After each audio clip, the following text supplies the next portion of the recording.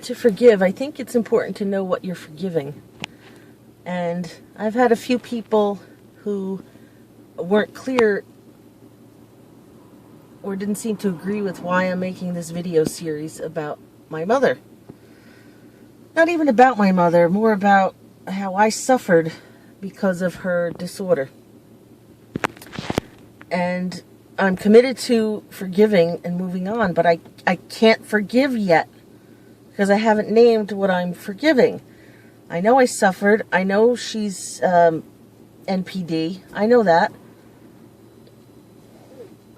I know that she's got the emotional maturity of a 5-year-old. I know, and I know she doesn't mean to be so hurtful. Her empathy is underdeveloped, and I get that. But I have to talk about it.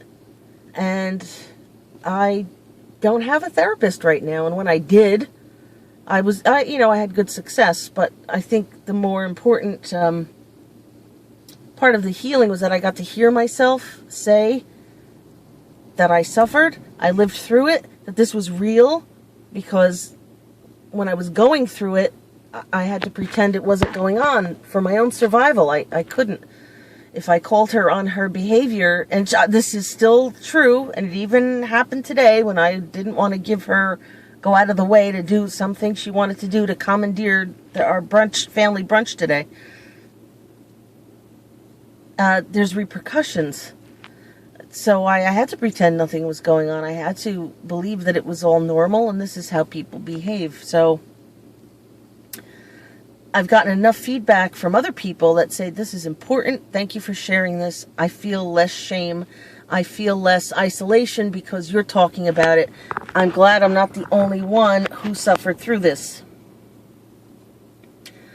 So it's for my healing and forgiveness, and for other people's too.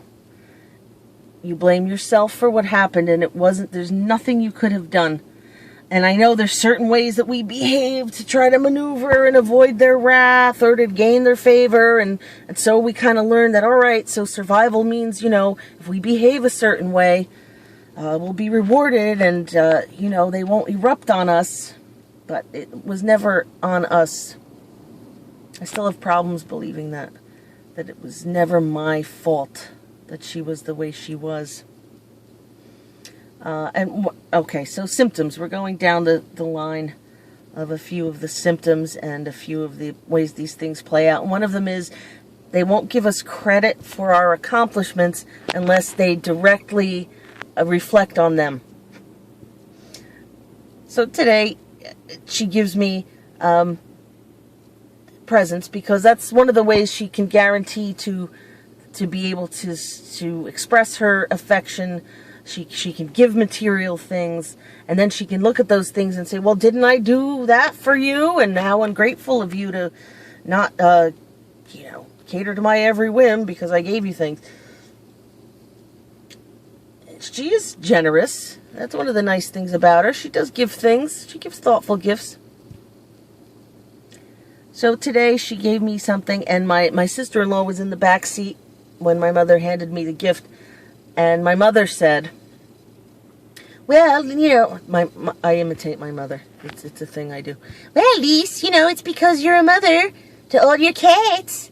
You're just like you're a mother to cats. So, here's a little something for Mother's Day. And my sister-in-law, very rightly so, said, yeah, she's also a mother to hundreds of students. Not only did my mother not acknowledge that, she talked over it, which is one of her ways. They talk over you when you're saying something they don't like or something they don't want to deal with or deny. So that I did something that has nothing to do with her, or that she can't take credit for, or it's not something within her expertise. Yeah, I'm like a mother to hundreds of my students, if not thousands by now. I've been teaching over 10 years. Since she can't make that her own, it's all mine. Yeah, she wouldn't let me have that. It was only the cat thing, because I'm a mother to cats, because that's something she does. That's something she does, so. And she, of course, does it better, and that makes her feel better.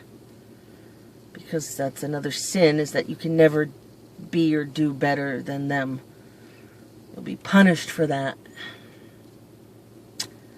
So, how does that feel? Well, the usual. I feel nothing I ever do is good enough or will be acknowledged.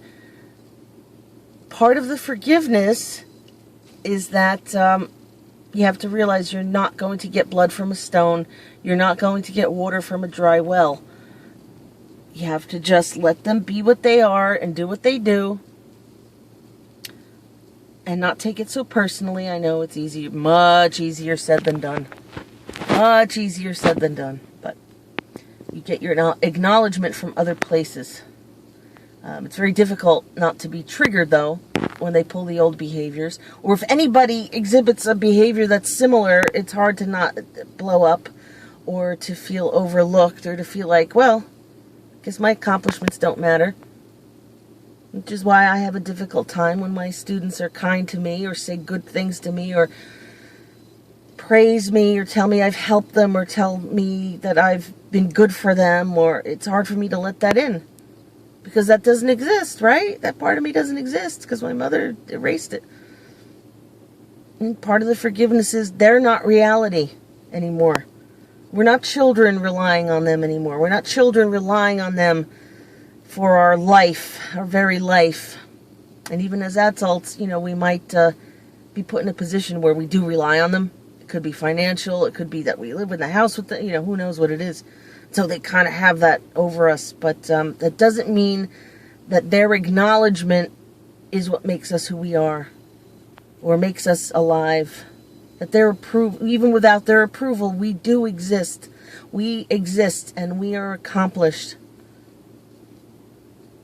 It's a hard lesson to learn. But again, part of the forgiveness is naming what we're forgiving them for. So I need to forgive. I need to commit to forgiving her for being unable to acknowledge my precious accomplishments. So I wish you well in doing that too.